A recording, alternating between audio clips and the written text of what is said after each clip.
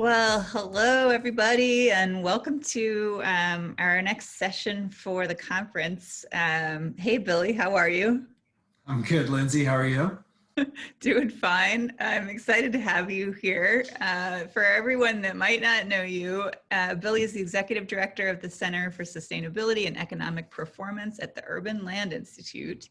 And we are here today to talk about all things real estate, sustainability, markets, the work you do at ULI. So let's get going. Do you want to just give everybody a little bit of a sense of what you do at ULI and what the center is and how it fits in? I'm guessing people know ULI, but they may not know the center. Yeah, I hope so. Urban Land Institute, one of the oldest and largest organizations in real estate and land use with more than 40,000 members worldwide. A key part of our mission from day one at ULI has been the responsible use of land, and furthering that mission is a key part of what we try to do at the Center for Sustainability and Economic Performance. So we have three programs, primary programs at the center. Greenprint, which is our program focused on energy efficiency, climate mitigation, and a pathway to net zero carbon buildings. Our Urban Resilience program, which focuses on the other side of climate change, climate adaptation, and focusing on climate risk in ways that buildings can adapt to the threat of climate change. Then we also have a Building Healthy Places initiative, focused on building healthier buildings and communities and addressing issues of health equity in our communities. We develop tools and trainings, we hold convenings. Our whole goal is to build the business case for sustainability and help our members figure out a way to operationalize that in how they do their real estate and land use business. Yeah, and it's an amazing array of stuff that you guys do, and I love the just like the diversity of the programs. I'm curious about I'm curious about why ULI, like the ULI has a real representation here, and I think people really respect ULI as an organization. It's been doing sustainability stuff for a while. You've been at this for a while, right? Do you want to talk about like how it fits in with everything? Yeah, ULI has had programs dedicated to sustainability since CLUE, Climate, Land Use, and Energy. And ULI has, had fellows and programs that deal with environmental issues, since its founding. We developed a Center for Sustainability and Economic Performance a little over 3 years ago. And the idea was to take all the disparate things we were doing on environmental sustainability across the organization and focus them on the business case for sustainability, to try and help real estate developers and owners and the public sector who cares about a business case as well, figure out what that business case is and how to operationalize sustainability in how they engage in real estate and land use. So as a center, we're about 4 years in. So one of the things I want to ask you about, because if I had a business and I owned real estate right now, I would be not even starting. I would be concerned about climate resiliency and risk. And I understand you have something that might help people that is coming out pretty soon, or somewhere in the vicinity of now, about climate risk. So can you tell us about what you guys have been working on there? Sure. A couple of years ago, ULI developed a partnership with Heitman, a leading real estate investment management company, to start looking at this issue of climate risk. This is at a time where I think climate risk and resilience was something that engineers and data folks had been thinking about for a while, and the folks at NOAA had been mapping, but it really hadn't taken hold in terms of like global real estate investment strategy. So we had the opportunity to interview several of the leading global investment managers, institutional investors, REITs, and just ask them, what are you thinking about climate risk? What are you doing about climate risk? How does this impact your investment strategy?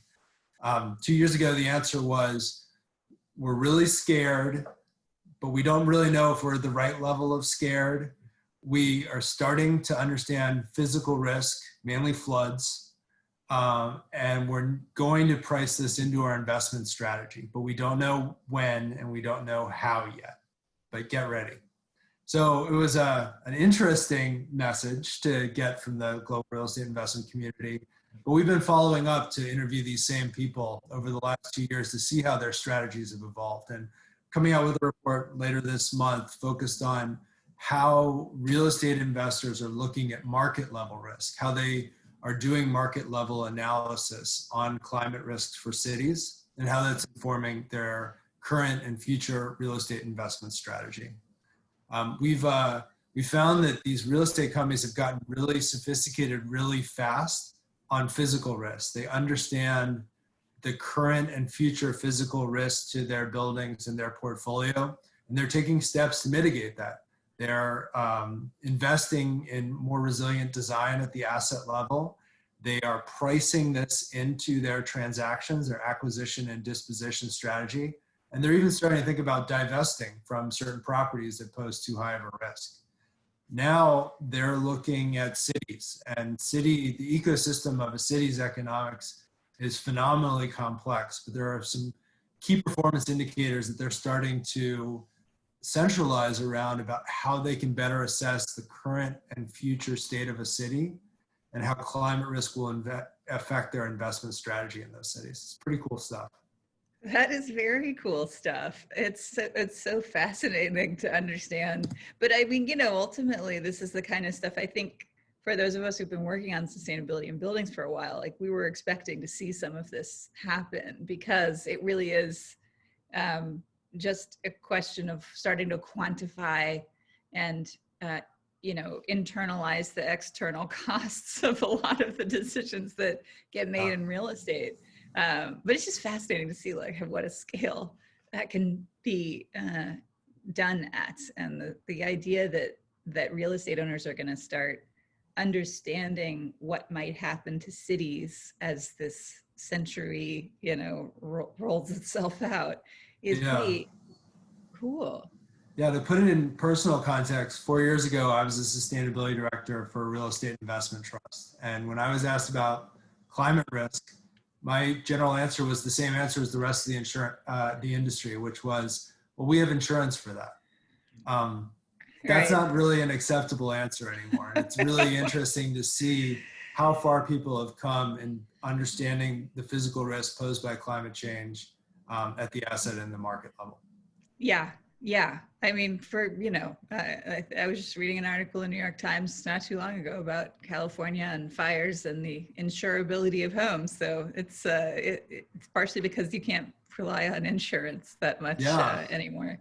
But yeah, that's cool. Go ahead. That's one of the tricky things about market analysis, right? Like, that insurance is going to be repriced every year, and you don't know year to year whether you're even going to be able to get insurance for your property, which can fundamentally wreck your spreadsheet.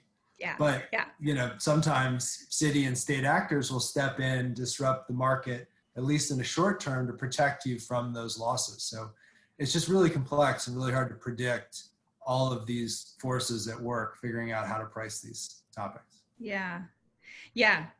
That's why it's important to invest in climate resilience. All right. Well, so related to spreadsheets and markets and these things, I'm curious about how that plays out in the world of ESG investing, or even just more generally, your thoughts on what's been happening in the past few months on ESG investing kind of getting a bit of a momentum shift. How do you think all of that is going to play out, or what do you think commercial real estate owners need to be thinking about in that realm of, how the investment world comes into this scene? Yeah, I mean, ESG investing is super broad and complex, and it's evolving every day. I know that ESG investors are starting to think about social equity and racial justice and pandemic risk, two things that I don't think were really integrated into ESG strategy 6 months ago. I think that the two places that ESG investing could affect real estate sustainability, on climate risk, I think we're still in the early days. I mean, most ESG investors are focused on climate mitigation when they're thinking of climate change more than climate adaptation. And it'll be interesting as things like the Task Force on Climate-Related Financial Disclosures take, more of the industry starts using it, whether you'll see a rebalance. Because climate risk is more terrifying and will probably have more of an impact on long-term value than your pathway to net zero. You can do some amazing stuff to build a green real estate portfolio, and it'll have a positive impact on NOI. The future value of your building is going to be better. But if you're not tackling this other side of climate risk, you're exposed. And I think it's harder to work into what ESG investors are willing to fund. We've seen this real growth in green bonds recently as well. And, I think it's a really interesting vehicle for climate mitigation and driving investment in green buildings. Cash is cheap right now. And so, there's not a huge incentive to invest in something that's going to require more reporting and more regulation. But you're seeing more and more REITs explore things like green bonds because they know that even if it doesn't reduce their cost of capital, it's going to be oversubscribed from day one.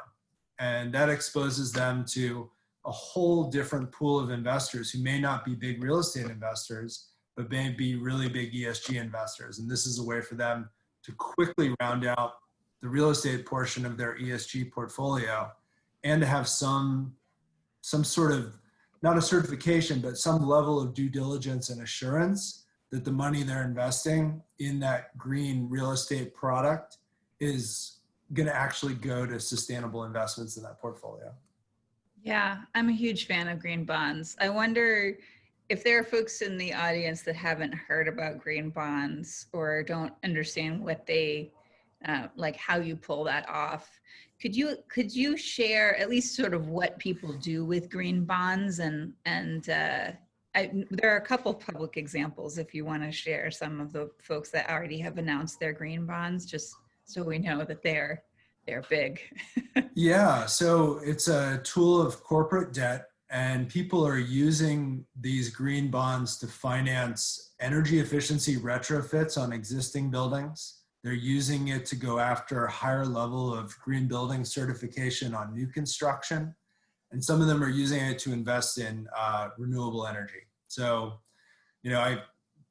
my friends at Vornado are one of the trailblazers of doing these green bonds for our real estate investment portfolio. And they used it on existing buildings, and it was for energy efficiency and sustainability retrofits of those existing buildings.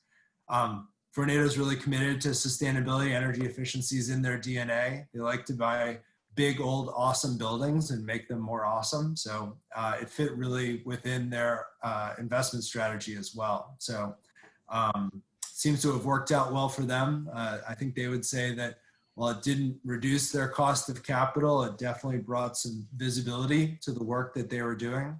And I think for all of the organizations that do this, one of the nice things, if you're a sustainability director, it provides some internal buy-in and discipline, because you have to document where every penny goes and show how it's going to advancing sustainability in your portfolio. So sometimes the accountability is a good thing. It keeps you focused on those things that make your portfolio more sustainable. But Boston Properties has done one. AXA, our friends, Link REIT in Hong Kong have done a green bond. Prologis did one back in the day, mainly focused on greening their corporate headquarters. So we've seen a diversity of how people have leveraged these green bonds for existing buildings or new construction, and some for investments in renewable energy. Yeah, it's such a good tool. I'm so excited. I hope more organizations do it, especially because we know they're all oversubscribed. So get on it. It's a good thing. I mean, something that is like a green bond but slightly different that's worth mentioning is the Fannie Mae Green Mortgage Program. Yeah. This is, I think it's a game changer. And the cool thing about the Fannie Mae Green Mortgage Program, it's a refinance tool where if you're willing to meet an energy reduction standard for an existing building, they will give you a 10 to 30 basis point discount on your cost of capital. So it's a multifamily product, and it's taken off like gangbusters. I think it's like $40 billion worth of refinancing last year alone. And the reason it's so attractive is that cost of capital thing. So if I'm a multifamily owner and I have $50 million worth of debt and I want to refinance my mortgage, if I use this Fannie Mae program, I could reduce the lifetime cost of capital for my building by $8-10 million over a 20-year period. If I only have to make investments in energy efficiency that cost me $1 million to save $8 or $10 million, I don't care about whether I recoup the lower energy bills from my tenants at that point. I'm saving so much on my cost of capital that I'll do those energy efficiency investments anyway, and they can have all the energy savings for free. Like that's really powerful. It really unlocks investment in areas where the split incentive may have prevented you from investing in energy efficiency and sustainability in the past. So I'd like to see more things like that for more property types, so that more investors will make these investments in these green debt products. Yeah. Yeah, I love it. And I think that's an important point too, that you made just at the end about wanting to see more of these different kinds of products. I know one of the things that's been frustrating for us, but for people trying to green their portfolios, is that every portfolio is different and you can't use the same mechanisms, et cetera. So thank you for mentioning that. And for those of you out there thinking like these two mechanisms won't work for my portfolio for one reason or another, people are working on it. I'm sure. And keep up with Billy's team's work and follow what they're doing, because it's just hard. Buildings, real estate, this sector is really diverse in the different types of buildings that we're trying to develop these mechanisms for. It's a work in progress. So thank you for highlighting a couple of those. I want to get to this question about the end goal, where we're trying to get to. There's been more talk, I think, in the world in the past, maybe it's the pandemic or whatever it is, about where we're, the fact that we are trying to get in line with a 1.5 degree temperature change, climate change goal, to stabilize the climate in that way, and that buildings have a part in that. And usually we refer to it, sort of generally speaking, as net zero, the idea that buildings are going to get to net zero carbon emissions or net zero energy, however you want to, as we know, those are very nerdy terms that have a lot behind them. But I wonder if you can talk a little bit about how these kinds of, measure energy efficiency, retrofits, et cetera, all of the finance work that people do, get us to that end goal, and what else companies need to be doing to keep that in mind. Yeah, that's a good question. I've heard the nerds, the net zero nerds, are actually unifying around just calling it zero. I don't think they know that zero is not the most compelling number for a real estate investor on those spreadsheets, but True. I can get behind zero because it's simple. Like, the idea that, we want to get to a point where our impact on perpetuating climate change is zero. And it's a great goal, right? Almost every country on the planet has said they want to get to zero. We have over 300 US cities that have made a commitment to zero. And we have a tremendous and growing number of real estate developers and investors that are committing to zero as well. It's an important goal. I mean, the pathway to zero, it sounds simple, but the devil is in the details. It includes efficiency, starting with low cost, no cost, but then working your way towards how and when to do deep retrofits for energy efficiency. It includes an investment in on-site or off-site renewable energy. It includes this idea of, another horrible wonky term, grid optimal buildings, but the idea that your building is a node in the electric system, and that you will want to integrate demand response, on-site renewable energies, energy storage, dynamic pricing, all to, play a better role with the grid. And then electrification. And eventually, to get to zero, our buildings have to get off direct combustion of fossil fuels. I don't think that needs to happen tomorrow for every building in every climate, but eventually that has to be part of our pathway to zero as well. I know you work with cities and the city scale, to some extent, obviously with ULI.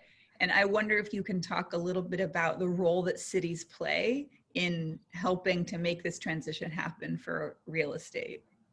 Yeah, it's incredibly important. And cities going about policy in the right way is critical to making this decarbonization that we all want cost effective for the real estate industry. So, you know, over the past couple of years, we've seen hundreds of cities make a commitment to net zero. And we've seen a couple dozen of them really start to put the policy and regulatory framework in place to start better understanding what that pathway is going to look like for them. You know, these plans include setting greenhouse gas reduction targets. They include new building construction, new building codes for new construction, and they include some level of expectation for progress in existing buildings with penalties, including fines for non-compliance. All of those are critical components of a successful policy to decarbonize the built environment. But you know, cities also, as they develop these policies, are going to need to recognize that these buildings are not going to decarbonize overnight, and that they need to create a cost-effective pathway for all of these buildings to get there, especially to make sure that these policies don't adversely impact small businesses or affordable housing or some of the other social goals that these cities have. So that means you have to provide enough time and clarity in the milestones that buildings are going to need to hit. And you need to tell people well in advance what the penalties are going to be for non-compliance so that they can work it into their capital plan. And so even in a building transaction, it can be priced into underwriting. You know, cities are also going to need to get some carrots to go with all these sticks that they're adding too. So, you know, free energy audits, discounted retro commissioning to help people have a roadmap on how to decarbonize is really important. And I mentioned the Fannie Mae Green Mortgage Program. I mean, cities are going to need to figure out a low cost of capital way to incentivize and finance investments in decarbonization. That will be critical to making these investments cost effective for everybody. Yeah, you know, it occurs to me that that's worth highlighting here, that the relationship that oftentimes real estate owners have with cities is one in which they're hoping it will not overregulate them. And in this case, I think well, first of all, we need to understand we're all in this together, right? Everyone's trying to figure out the best role they can play. And cities have two roles. It's not just regulation. It's the fact that as a government entity, they're able to do certain things to help with access to capital and access to just financial instruments of all kinds, and the role that they can play with utilities, with other, other entities that are involved here to make it easier for real estate owners. So when we are our best selves working on this stuff, the folks from the city and real estate owners sit down at a table together and try to figure out how they can help each other. And I hope that continues to happen. I know it is a challenge, but that collaboration is sort of part of the thing here. I wonder if you can speak to where you think this is working best, or cities where you think people should look to for sort of what might this look like for my city when it comes to me? Yeah, well, I live in Washington, D.C., and I think our D.C. Department of Energy and Environment is getting a lot of things right with both their building energy performance standard and also how they're driving investment in renewable energy. You know, D.C. has one of the most aggressive renewable portfolio standards in the country, and it means that we have some of the best renewable energy credit prices anywhere. So even though we don't have a lot of roof space, and even though we want to use it for penthouse pools and rooftop patios, it is a pretty amazing place for solar. And we're seeing really innovative models for investing in solar in DC, from community solar, where people buy into a shared project on top of a school or a public building, or people figuring out ways to work with their tenants to finance solar in creative ways. it's created a really great market because there's such a big financial incentive to figure out a way to get solar to work. We also have a city government that executed a huge long-term renewable energy purchase using our grid at really competitive prices. And so we know that there is a large supply of cost-effective renewable energy coming into our city for decades to come, which helps the city hit its climate goals. The final thing that I would mention about what I think DC is doing right is they're giving people 5 years to hit a standard, and they're going to let us know in the next 6 months what the penalties are going to be for not hitting that standard. Now that 5 years is important because real estate needs time to build this into their capital plan. Once you figure out what a fine is going to be for noncompliance, you can then price the cost of mitigation over the next 5 years against that fine, and that changes your ROI on that investment. And that'll carry through whether it's you making the investment in your existing building, somebody discounting the price of your building when they buy it, and somebody underwriting the cost of mitigating or meeting that standard when they're getting the lowest cost capital and refinancing and underwriting that building. So it's really important to have transparency about what the penalties are going to be for noncompliance and time to build that into your capital plan. So those are just, not to brag about my hometown, but those are some things that I see us getting right. Yeah, no, I mean, I will say as someone who does not live in DC that I'm also excited about and hopeful that DC will become a model for other cities. I know New York is still sort of figuring their stuff out, and there's some important differences between how the cities are handling these kinds of standards. But I would put money down on the DC model working. So yeah, I mean, that was the good news. The bad news is DC and a couple of other cities have set net zero new construction requirements, some as early as 2025. We have no idea what that's going to look like yet. Like none at all. Yeah. I mean, in DC, we have one net zero building in the entire city. And we're hoping that all new construction will be net zero by 2026. So that's, we're going to need to make think seriously about how we incentivize and finance that big of a jump in that short of amount of time. Yep. Yeah, I'm with you. I think that's fair. It's unfortunately very simple to say net zero and in new construction. And I think a lot of politicians have caught on to that and have started setting standards around it because it's simple, and building industry is not good at simplicity. And so I see why that would have happened, but I'm similarly kind of like, hey guys, do we know how little this has been done before? Right. And I mean, we're both in it to get to the end goal here, but it is sort of, it's a daunting one. Okay, well, I have a last question. We could talk about this a lot longer, but I'm going to leave us with this question for our audience, because we are, here today with CREtech, and I'm wondering if you want to leave us with thoughts about the role that technology plays in all of this, either good or bad, whatever scale you think is important, just to give us something to get excited about as we depart. Yeah, so I start with saying we already have the tech we need to solve this problem. I truly believe that this is not a technological challenge. It's a combination of will and economics. So we already have great building materials. Renewable energy and energy storage are becoming more cost effective every day. I think the big advancements in tech that'll help us get to net zero around that grid optimal building topic. I think that we'll develop smarter and smarter building automation systems. We'll have AI and machine learning that will optimize our buildings in ways that we just can't with wrenches. But to make that really work, it goes back to the policy thing. We're going to need cities who incentivize the right type of behavior of those new BAS systems. We're going to need utilities that can communicate better in real time with, compelling pricing to make us want to invest in this new technology. So when we get these building brains of the future, I think it's going to be a collaboration between the cities, the utility companies, and real estate owners.